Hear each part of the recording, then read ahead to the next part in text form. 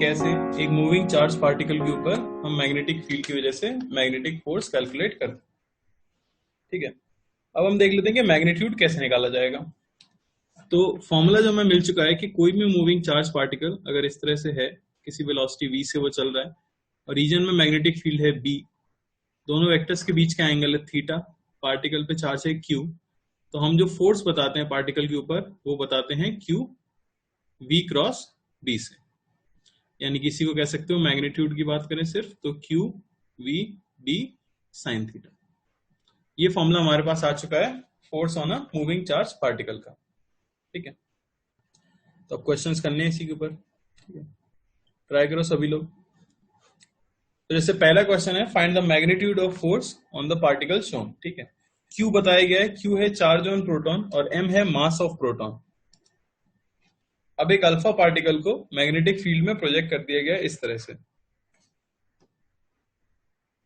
ठीक है ना, मैग्नेटिक फील्ड आपको दी गई है इनटू द प्लेन, वैल्यू उसकी B है, और एक अल्फा पार्टिकल को प्रोजेक्ट कर दिया गया है इस तरफ V0 से। आपको फोर्स बताना है डायरेक्शन के साथ। बताओ जरा क्या आएगा। तो फोर्स आ जाएगा हमारे पास, सिंपल है Q। पहली बात तो देखो, अल्फा पार्टिकल किसे बोल दिया जाता है, तो अल्फा पार्टिकल होता है आपका हीलियम का न्यूक्लियस यानी He+2। तो प्रोटॉन का चार्ज अगर Q है तो इस पे चार्ज कितना होगा 2Q, और प्रोटॉन का मास अगर M है तो इसका मास क्या होगा 4M। खैर मास की यहाँ पे जरूरत नहीं है, फोर्स हो जाएगा Q V क्रॉस B यानी V0 into magnetic field B into sine of, velocity देखो इस प्लेन में है और मैग्नेटिक फील्ड उसके परपेंडिकुलर है तो साइन ऑफ 90 डिग्री। डायरेक्शन की बात करें तो V cross B, V right की तरफ B अंदर की तरफ, ऊपर की तरफ आपका फोर्स आ गया यानी कि J कैप, तो ये आ गया 2Q V0 B J cap. कोई डाउट किसी को? सिंपल क्वेश्चन है। B बताओ, B का आंसर क्या आ जाएगा फटाफट। तो B में हमारे पास एक infinite long wire I current carry कर रहा है और यहाँ पे एक इलेक्ट्रॉन है जो V0 स्पीड से Y डायरेक्शन में प्रोजेक्ट किया गया है, सेपरेशन D है। इस इंस्टेंट पे कितना फोर्स लग रहा होगा। तो इस क्वेश्चन में क्या हो जाएगा, आपको पहले फील्ड निकालनी पड़ जाएगी। तो वायर की वजह से D डिस्टेंस पे फील्ड जो आ जाएगी B, उसकी वैल्यू मैं बता सकता हूँ μ0I/2πd, और डायरेक्शन की बात की जाए तो I क्रॉस R वो आ जाएगी इनटू द प्लेन यानी कि -k कैप। ये आ गया आपके पास मैग्नेटिक फील्ड। अब अगर फोर्स की बात करें तो फोर्स सिंपली क्या हो जाएगा, E into velocity V0 into magnetic field μ0I/2πd into sine. तो वेलोसिटी इसी प्लेन में है y एक्सिस में, और देखो फील्ड जो है -z एक्सिस में, तो एंगल कितना है 90 डिग्री। फोर्स की बात करें तो V क्रॉस B कर लेते हैं, तो V ऊपर की तरफ B अंदर की तरफ, तो फोर्स आया लेफ्ट में, लेकिन इस पे चार्ज नेगेटिव होता है तो इलेक्ट्रॉन पे फोर्स लग रहा होगा कहाँ, राइट में। तो अगर मैं मैग्नीट्यूड की बात करूं फोर्स के, तो वो तो हो जाएगा E V0 μ0I/2πd।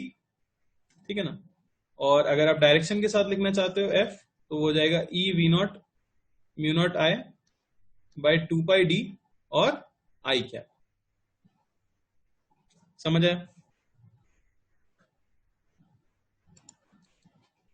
यहाँ पे E की वैल्यू हम पॉजिटिव रखेंगे, ये याद रखना, क्योंकि मैंने माइनस साइन पहले ही कंसिडर कर लिया है कि इलेक्ट्रॉन के लिए ऑपोजिट लगेगा जो भी V क्रॉस B से आएगा उसका।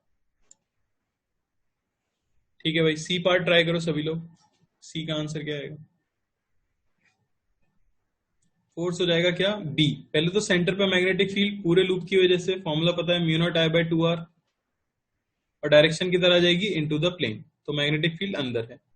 V क्रॉस B करोगे, ठीक है ना, ये हो गया B इंटू V, ठीक है ना, इंटू चार्ज, तो E इंटू V, ये हो गया आपका force Q into V into B और साइन ऑफ थीटा। तो साइन थीटा की अगर बात करें तो देखो मैग्नेटिक फील्ड अंदर की तरफ है, वेलोसिटी y में फिर से क्या आ गया 90 डिग्री।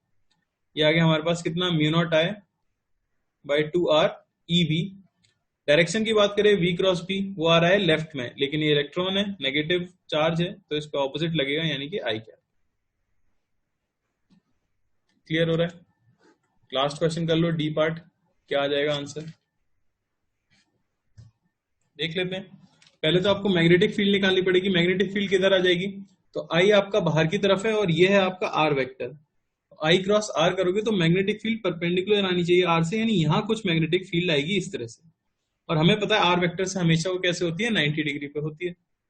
अब देखो वेलोसिटी और एक्स एक्सिस पैरेलल है एक दूसरे से, यानी इन एंगल्स का सम कितना होना चाहिए था, तो इन एंगल्स का सम हमें मिलना चाहिए था 180 डिग्री। ठीक है ना, तो ये एंगल आपको कितना मिल जाएगा, ये एंगल सिंपली हमें मिल जाएगा, ये पूरा एंगल हमें पता है कितना है, ये पूरा एंगल है 180 डिग्री माइनस 37 डिग्री। और अब ये आपको पता है ये 90 डिग्री है, तो बचा हुआ जो आपका एंगल है थीटा, ये हमें मिल जाएगा। थीटा की वैल्यू सिंपली क्या हो जाएगी, हो जाएगी 180 degree minus 37 degree minus 90 degree. तो थीटा आपको मिल गया कितना, 53 डिग्री। यानी मैग्नेटिक फील्ड वेलोसिटी वेक्टर के साथ कितना एंगल बना रही है, 53 डिग्री। तो फोर्स का मैग्नीट्यूड लिख देता हूं पहले में, तो वो क्या हो जाएगा, वो हो जाएगा charge Q V cross B।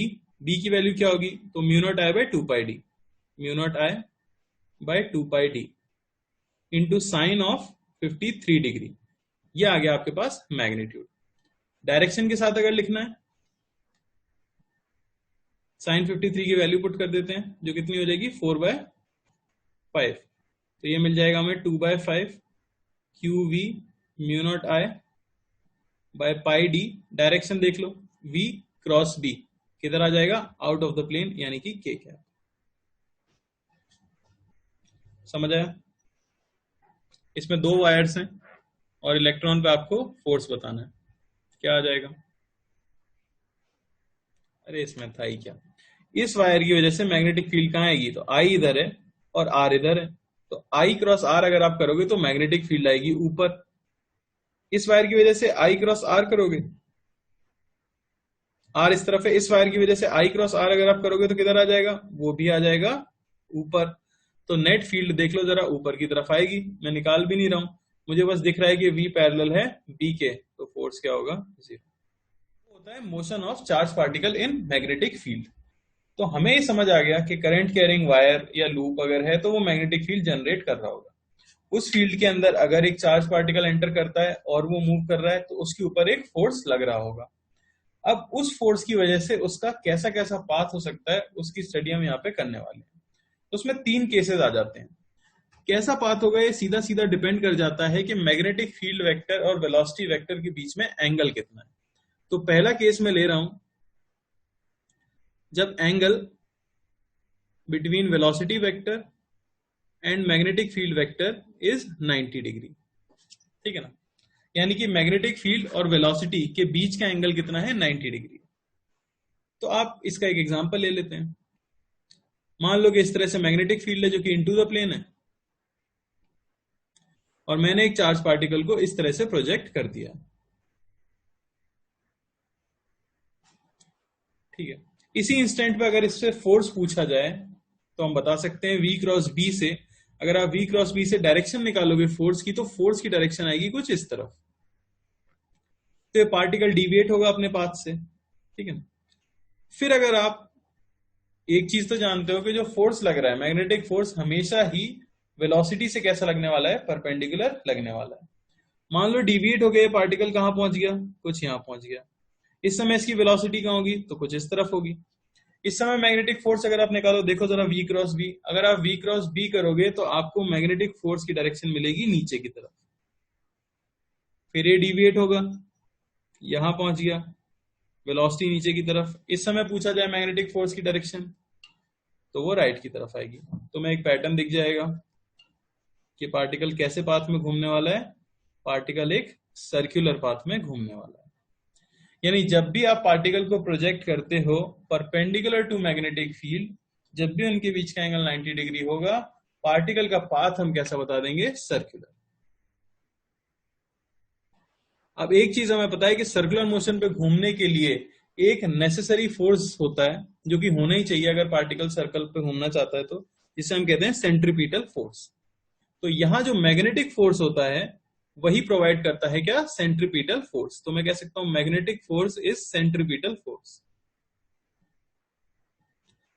अगर ऐसा है तो एक चीज हम और कह सकते हैं कि मैग्नेटिक फोर्स हमेशा कहां से पास करेगा, always passes centre of circle. क्योंकि ये सेंट्रीपिटल फोर्स है तो हमेशा सेंटर ऑफ सर्कल से पास कर रहा होगा। तो अब इस पे यही क्वेश्चन आ जाते हैं कि पार्टिकल को प्रोजेक्ट किया है तो बताओ उसका पाथ कैसा होगा। 90 डिग्री देखेंगे, हम बता देंगे पाथ तो होगा सर्कुलर। अब कोई पूछ सकता है आपसे रेडियस क्या होगी, टाइम पीरियड ऑफ रेवोल्यूशन क्या होगा, ठीक है ना, फ्रीक्वेंसी क्या होगी, वो सब हम कैलकुलेट कर लेते हैं। सबसे पहली चीज जो हम निकालना चाहते हैं वो है रेडियस। क्या आ जाएगी रेडियस सर्कल की। तो अब आपको समझ आ गया कि पार्टिकल एक सर्कल के अंदर घूम रहा है कांस्टेंट स्पीड v से, मान लेता हूं उसकी रेडियस है r, चार्ज q है, मास m है, और मैग्नेटिक फील्ड अंदर की तरफ दी गई है b। तो पहला फोर्स तो इस पे जो लग रहा होगा वो होगा सेंट्रीपिटल फोर्स, जिसे मैं FB कह सकता हूं, और सर्कुलर मोशन में होने की वजह से एक सेंट्रीफ्यूगल फोर्स लगेगा अगर हम एक्सीलरेटेड फ्रेम में बैठ जाएं तो, जिसे हम कह सकते हैं mv²/r। अगर इसे सर्कल पे घूमना है तो रेडियल डायरेक्शन में इसके ऊपर नेट फोर्स क्या हो जाना चाहिए, 0 हो जाना चाहिए। यानी आप कह सकते हो कि mv²/r ये इक्वल हो जाना चाहिए मैग्नेटिक फोर्स, जो कि क्या होगा qv×b और साइन ऑफ 90 डिग्री, क्योंकि हमें पता ही है एंगल तो क्या है 90 डिग्री है। यहां से आपको रेडियस मिल जाती है कितनी, mv/bq। ये हमें याद रखना है फॉर्मूला, ये पहला फॉर्मूला है। सर्कुलर पाथ पे रेडियस का फॉर्मूला आ गया mv/bq, यानी जितना ज्यादा मास होगा पार्टिकल का उतनी बड़ी रेडियस होगी, जितनी ज्यादा वेलोसिटी होगी उतनी ज्यादा रेडियस होगी। चार्ज अगर ज्यादा होगा तो रेडियस कैसी होगी, कम हो जाएगी। ठीक है, देख सकते हो किन किन से डायरेक्टली प्रोपोर्शनल है और किस किस चीज से इनवर्सली प्रोपोर्शनल है। कोई डाउट इसमें किसी को? ठीक है, अगली चीज हम निकाल सकते हैं एंगुलर फ्रीक्वेंसी। एंगुलर फ्रीक्वेंसी किसे बोला जाता है? आप इसे एंगुलर फ्रीक्वेंसी या एंगुलर वेलोसिटी कह सकते हो बेसिकली। ठीक है, ओमेगा, तो ओमेगा हो जाएगा आपका v/r। ठीक है, सिंपली मैं कर दूंगा v/mv/bq, तो ये मिल जाएगा हमें कितना, bq/m। इतनी एंगुलर स्पीड से हमारा पार्टिकल सर्कुलर मोशन कर रहा होगा। इंपॉर्टेंट पॉइंट जो है वो है टाइम पीरियड ऑफ रेवोल्यूशन। एक कंप्लीट सर्कल बनाने में इसे कितना टाइम लगेगा, तो टाइम पीरियड भी हम निकाल सकते हैं, वो हो जाता है 2π/ω। निकालोगे आपको टाइम पीरियड मिलेगा यहां से 2πm/bq। क्या खास बात है इसके बारे में? स्पेशल बात यह है कि इंडिपेंडेंट ऑफ वेलोसिटी है, इंडिपेंडेंट ऑफ वेलोसिटी। क्या मतलब हुआ इसका? इसका मतलब हुआ कि आपके पास अगर एक मैग्नेटिक फील्ड रीजन है और आपने एक चार्ज पार्टिकल को उसमें रखा है जिसका चार्ज q है, मास m है, तो आप उसे कितनी भी स्पीड से फेंको उसके सर्कुलर पाथ को कंप्लीट होने में सेम टाइम लगेगा। लॉजिकल है। आप ज्यादा स्पीड से फेंकोगे तो वो ज्यादा बड़ा सर्कल बनाएगा और आप कम स्पीड से फेंकोगे तो वो छोटा सर्कल बनाएगा, पर सर्कुलर पाथ पे एक सर्कल कंप्लीट करने में, एक रेवोल्यूशन कंप्लीट करने में उसे सेम टाइम लगने वाला है। तो टाइम पीरियड ऑफ रेवोल्यूशन क्या आ जाता है, इंडिपेंडेंट ऑफ वेलोसिटी आ जाता है। ये पॉइंट याद रखना, ठीक है ना।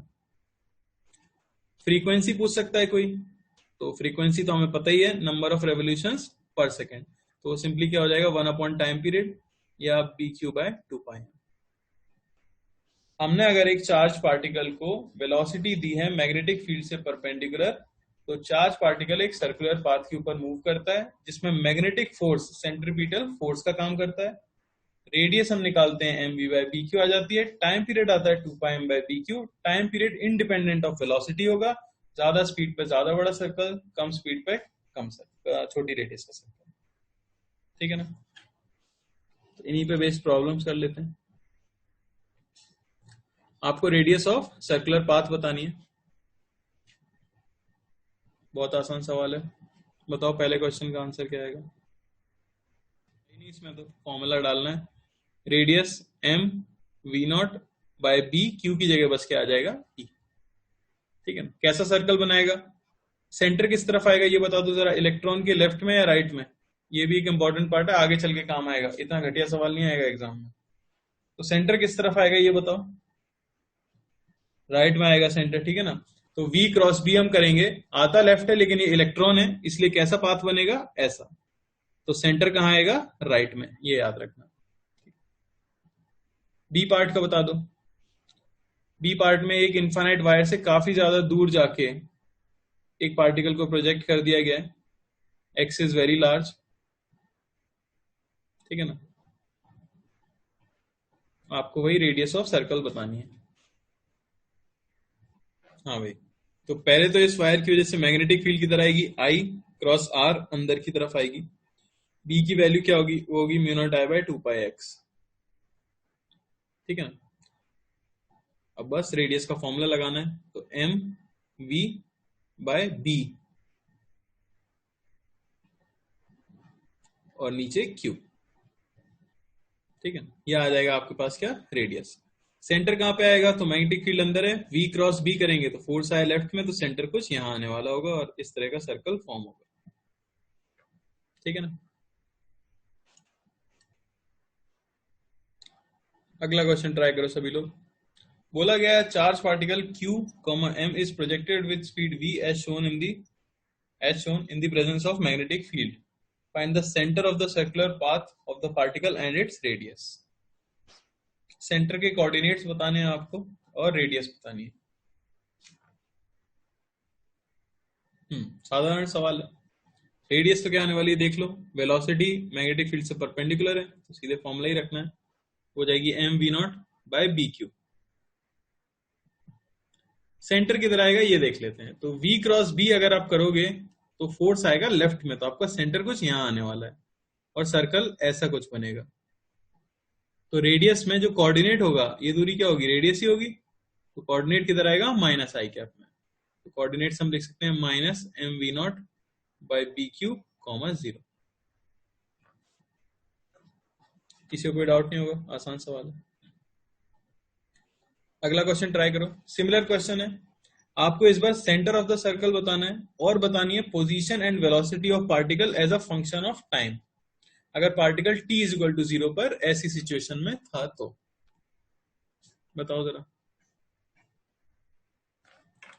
सबसे पहले तो मैग्नेटिक फील्ड है किस तरफ, तो मैग्नेटिक फील्ड आपको दी गई है इस तरफ। ठीक है ना, ये बताई गई है हमें मैग्नेटिक फील्ड। पहले मैं निकाल लूंगा रेडियस, तो रेडियस आ जाएगी हमारे पास M V by B Q, perpendicular है क्योंकि। किधर आएगी, तो v क्रॉस b अगर आप करोगे तो इनटू द प्लेन आएगा। इनटू द प्लेन का मतलब क्या हो गया, माइनस के कैप में।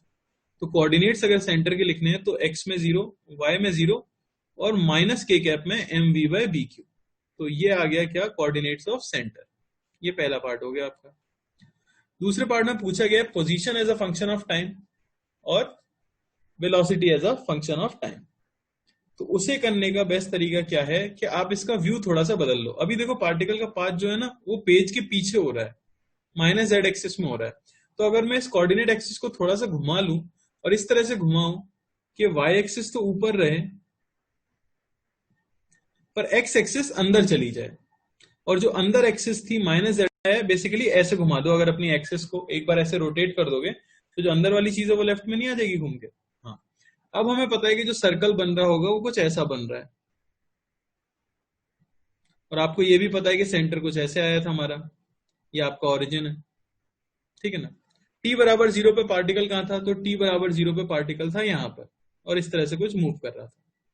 तो किसी टाइम t पे वो कुछ यहां पहुंच जाएगा और उसकी स्पीड होगी कुछ इस तरह। स्पीड तो बदलती नहीं, तो वो तो v ही रहने वाली है।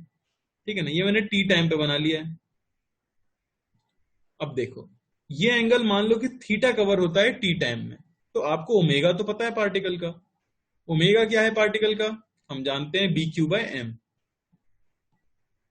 ओमेगा अगर आपको पता है, इस तरह से पार्टिकल ओमेगा से घूम रहा है तो टी टाइम में कितना एंगल घूम लेगा, टी टाइम में वो घूम लेगा B Q by M into T, theta बराबर ओमेगा टी। आपको क्या मिल गया, आपको मिल गया एंगल। एक बार हमें एंगल मिल गया है तो अब देखो सारी चीजें आसान हो जाएगी। यह एंगल थीटा है तो यह एंगल भी क्या हो जाएगा आपका, थीटा। तो यह एंगल क्या हो गया फाइनली, थीटा। तो वेलोसिटी को अगर मैं वेक्टर फॉर्म में लिखना चाहूं तो वेलोसिटी हमें मिल जाएगी, ठीक है ना, इस तरफ वेलोसिटी कितनी आ रही है, किस तरफ आ रही है, माइनस के कैप की तरफ आ रही है। तो वो जाएगा v साइन थीटा माइनस के cap plus v cos theta J cap, जहां थीटा क्या है, B Q by M into T. ठीक है ना।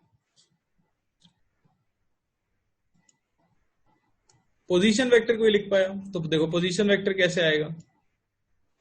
पोजीशन वेक्टर के लिए आपको सिर्फ कोऑर्डिनेट्स देखने हैं। अगर हम इसका कोऑर्डिनेट देखें,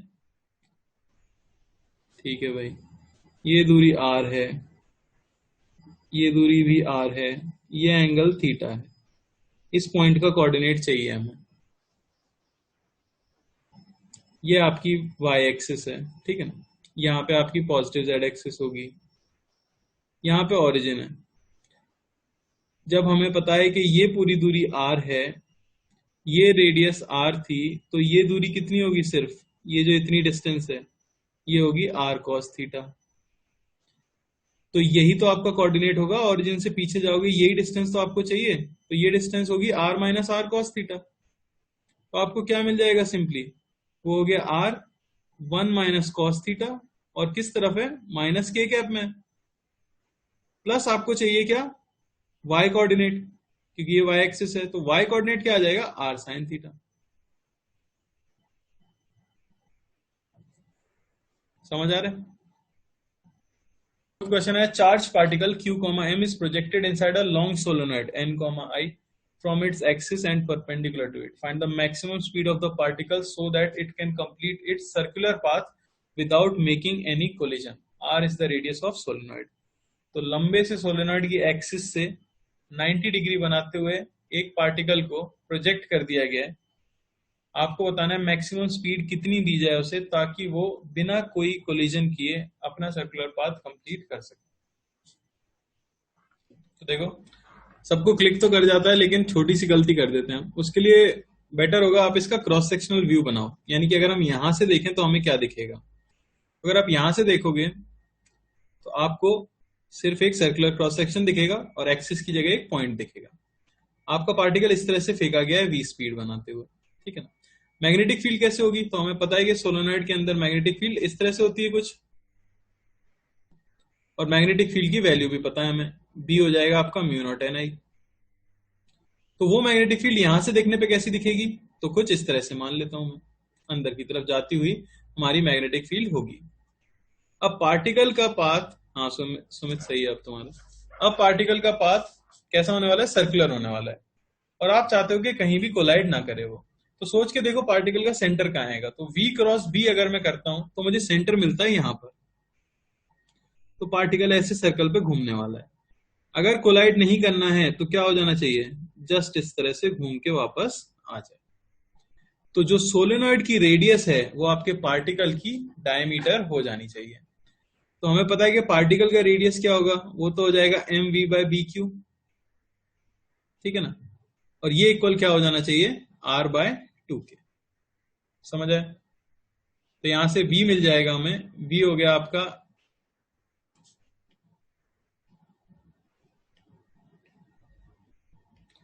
v हो गया हमारा क्या, b यानी कि mu not N I Q r by 2m, ठीक है। तो मोस्टली लोग आंसर दे देते हैं क्या, mu not N I Q R by m, क्योंकि आप इक्वल कर देते हो दोनों की रेडियस को, तो वो गलत है।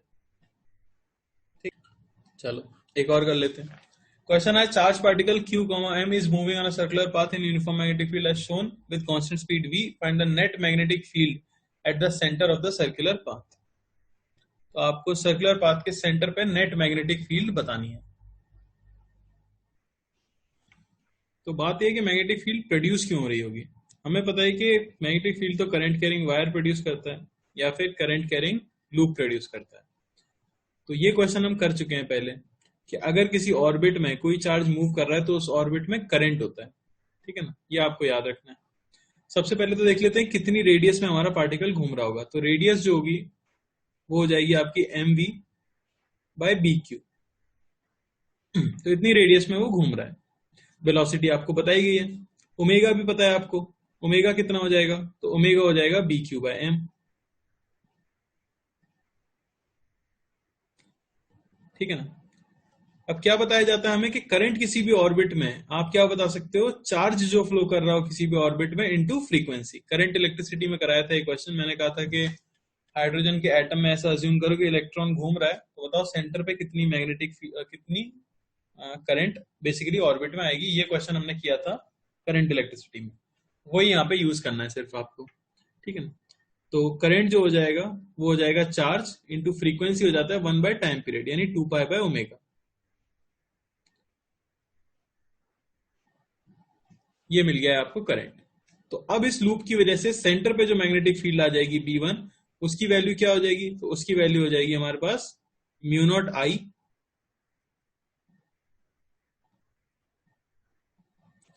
Bye 2R। समझ आया? और रेडियस भी पता ही है हमें उसके टर्म्स में। ये हो गई आपकी मैग्नेटिक फील्ड सेंटर पे। कितनी आ जाएगी देख लेते हैं। Mu not B not Q square by 2πm into 2, radius हो जाएगा कितना? MV by BQ। ठीक है ना? कितना हो गया ये? कुछ कट रहा है? कुछ नहीं कट रहा। तो ये आ जाएगा mu not B not Q cube B not square by 4πm square V। ये आया है हमारे पास magnetic field due to current in the loop, जो कि किस वजह से आया? क्योंकि चार्ज फ्लो कर रहा था ऑर्बिट में। अच्छा, डायरेक्शन क्या आएगी उसकी? तो डायरेक्शन अगर आप देखो तो वो आएगी आउट ऑफ द प्लेन, यानी कि के कैप।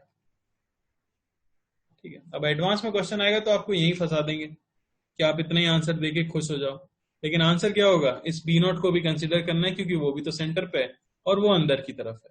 तो नेट फील्ड जो होगी वो होगी आपकी B1 माइनस बी नॉट, यानी कि हम कह सकते हैं नेट फील्ड आ जाएगी mu not B not square Q cube by 4πm square V minus B not. ठीक है ना? ये आ जाएगा हमारा आंसर के कैप में। कोई डाउट किसी को? तो इसके लिए बस ये कॉन्सेप्ट यूज करना था कि ऑर्बिट में अगर चार्ज फ्लो कर रहा होता है तो कितना करंट आता है उसमें। पूछा जा सकता है time spend in uniform magnetic field. अब ये कब होगा? तो ये तब होगा कि आपका पार्टिकल पूरा सर्कुलर मोशन कंप्लीट ना कर पाए। अभी तक जितने भी क्वेश्चन हमने किए उनमें आपने देखा होगा कि मैं मैग्नेटिक फील्ड बना देता था और पार्टिकल को उसके अंदर रिलीज करता था हमेशा, तो वो एक सर्कुलर पाथ पे मूव करता है कुछ इस तरह से। ठीक है ना? लेकिन क्या हो कि आपका मीडियम अगर सफिशिएंट ना हो, यानी कि ऐसा मान लो कि ये एक बाउंड्री है और इसके ऊपर मैग्नेटिक फील्ड एग्जिस्ट करती है। ठीक है ना? और आपका पार्टिकल यहां से चलता हुआ आया किसी कांस्टेंट स्पीड v से और इस मैग्नेटिक रीजन में वो एंटर किया, तो क्या वो पूरे सर्कल पे घूम पाएगा? नहीं। क्यों? क्योंकि अगर हम देखें, ठीक है ना, अगर आप इस पार्टिकल को इस समय पे, जब ये जैसे ही मैग्नेटिक फील्ड के रीजन में एंटर करेगा तभी तो फोर्स लगना स्टार्ट होगा। तो जैसे ही ये मैग्नेटिक फील्ड के रीजन में एंटर किया है, अगर इस समय इसके ऊपर फोर्स कैलकुलेट किया जाए तो आप देख सकते हो v क्रॉस b से फोर्स की डायरेक्शन आपको कुछ ये मिलेगी। और हमें पता है कि फोर्स की डायरेक्शन में क्या आ जाता है? सेंटर आ जाता है। यानी यहां कुछ फोर्स आएगा और यहां कुछ पार्टिकल के लिए सेंटर बना होगा। तो अभी डिविएट तो होगा अपने पाथ से, पर पाथ कैसा होगा? कुछ ऐसा घूमेगा, और जिस इंस्टेंट पे यहां पहुंचेगा फिर से मैग्नेटिक फील्ड खत्म हो गई है और अब फोर्स लगना बंद होगा, तो पार्टिकल फाइनली एग्जिट कैसे कर जाएगा? इस तरह से। तो क्या ये पूरा सर्कुलर पाथ कंप्लीट कर पाया? नहीं। कारण क्या था? सफिशिएंट मैग्नेटिक फील्ड नहीं थी पूरे पाथ के लिए। तो इसने क्या बनाया? एक सेमी सर्कल बनाया। दूसरी चीज, ये 90 डिग्री पे एंटर किया था मीडियम की बाउंड्री से, तो 90 डिग्री पे ही एग्जिट किया है मीडियम की बाउंड्री से। अगर ये v स्पीड से एंटर किया था तो v स्पीड से ही एग्जिट करेगा, क्योंकि मैग्नेटिक फील्ड कोई फोर्स, कोई वर्क डन नहीं करती है। ठीक है ना? मैग्नेटिक फोर्स कोई वर्क डन नहीं करता है। बस अगर आपसे पूछा जाए कितना टाइम स्पेंड किया होगा इसने मैग्नेटिक फील्ड रीजन में, तो टाइम स्पेंड बताना काफी आसान है। ये एंगल जो इसने सबटेंड किया है, वो एंगल मान लो कि थीटा होता, मैं जनरल फॉर्मूला निकालना चाह रहा हूं, तो कितना टाइम लगेगा वो हम निकाल सकते हैं किससे? थीटा बाय ओमेगा से। क्योंकि आपको पता है ओमेगा कांस्टेंट है, तो जैसे हम करते हैं कि टाइम बराबर होता है डिस्टेंस अपॉन स्पीड, वैसे ही एंगुलर मोशन के लिए हम क्या कह सकते हैं कि टाइम बराबर क्या होगा? एंगुलर डिस्प्लेसमेंट, कितना एंगुलर डिस्प्लेसमेंट किया है अपॉन एंगुलर स्पीड ओमेगा। समझ आई बात? तो इसी की जगह अगर मीडियम में ये एंटर करता किसी एंगल पे इस तरह से, ठीक है ना, ये आपका मीडियम, मान लो कि ये किसी एंगल थीटा पे एंटर करता, तो फिर क्या होता? ये इस तरह से घूमना चाहता, लेकिन जैसे ही यहां पहुंचता फिर से क्या हो जाता? एग्जिट हो जाता सेम स्पीड से, और ये एंगल भी क्या रहता? थीटा ही रहता। समझ आ रही है बात? तो इसके लिए टाइम कुछ और आता। मेन चीज मैं ये कहना चाह रहा हूं कि अगर आपका मोशन स्टार्ट मैग्नेटिक फील्ड के अंदर नहीं हुआ है, यानी कि पार्टिकल किसी समय पे मैग्नेटिक फील्ड को एंटर करता है, तो फिर वो पूरा सर्कुलर मोशन कंप्लीट नहीं कर पाता, वो कुछ पार्शियल सर्कुलर मोशन कर पाता है। तो ऑब्वियसली उसका time spend in magnetic field भी क्या होगा, टोटल से कम होगा। समझ आ रही बात? ठीक। तो पहला केस अगर मैं यही ले लूं कि time spend if particle enters perpendicular to the region limit, तो आप बता ही सकते हो एंगल सबटेंडेड उस केस में क्या हो जाएगा। अगर मैं ले लूं परपेंडिकुलर एंटर किया है, तो आप सिंपली कह सकते हो कि एंगल सबटेंडेड क्या है, पाई। तो टाइम स्पेंड क्या हो जाएगा, pi by B Q by M. समझ आ रही बात? Pi M by B Q. या ऐसा भी हम कह सकते हैं कि पूरे सर्कुलर का अगर टाइम टी नॉट था तो T not by two. Obviously दिख रहा है हमें टी नॉट क्या होता है, two pi M by B Q, उसका आधा pi M by B Q. तो आपको बस करना क्या है, एंगल सबटेंडेड ऑन सेंटर देखना है और बाय ओमेगा कर देना है। ठीक है ना?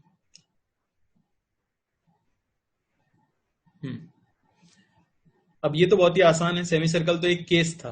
अब जनरल आप कैसे निकालोगे, तो जनरल का तरीका मैं बता रहा हूं।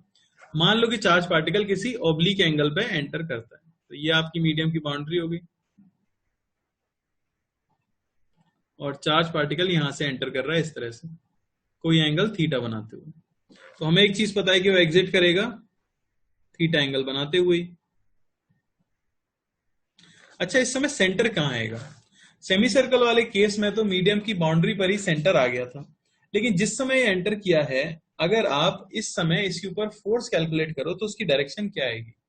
देखो V है इस तरफ और B है इनटू द प्लेन, तो अगर मैं V क्रॉस B करूंगा तो फोर्स की डायरेक्शन कुछ इस तरह आएगी। यानी इस बार जो सेंटर है वो इस लाइन पे लाई नहीं करेगा, बल्कि कहां लाई करेगा, थोड़ा सा बाहर लाई करेगा। इस पॉइंट से भी मैं सेंटर को कनेक्ट कर देता हूं। ये वैल्यू R है। हाँ, रेडियस हमें पता है क्या होगी, तो रेडियस तो वही रहती है, M V by B Q रहेगी क्या, रेडियस। अब आपको बताना है कितना टाइम स्पेंड किया गया मैग्नेटिक फील्ड में, यानी कि हमें बेसिकली ये एंगल ही तो कैलकुलेट करना है। तो बस यहाँ पे क्या करो, एक परपेंडिकुलर ड्रॉप कर दो।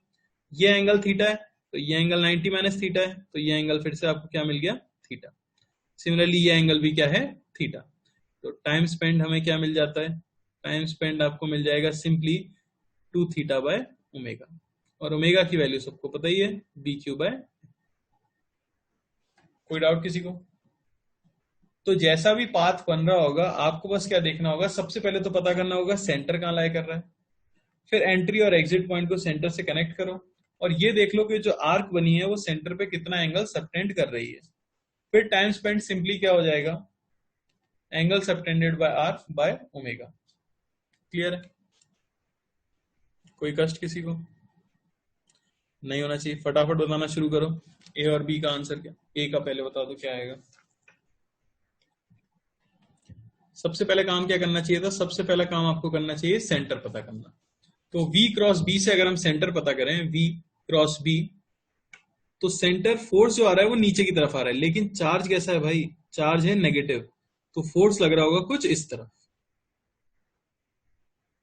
तो सेंटर कुछ यहां आएगा। अगर सेंटर यहां आएगा तो पार्टिकल का पाथ कैसा होगा, अगर सेंटर यहां आएगा तो पार्टिकल का पाथ होगा कुछ ऐसा। समझ आ रही है बात? तो ये है आपकी आर्क। अगर आपने सेंटर यहां ले लिया होगा ना, तो आपकी आर्क छोटी सी बनेगी और आंसर अलग आएगा। अब बस ये एंगल हमें पता करना है। तो आप देख सकते हो कि ये एंगल कितना है, ये एंगल हमें बताया गया है कि कितना है, 30 डिग्री है।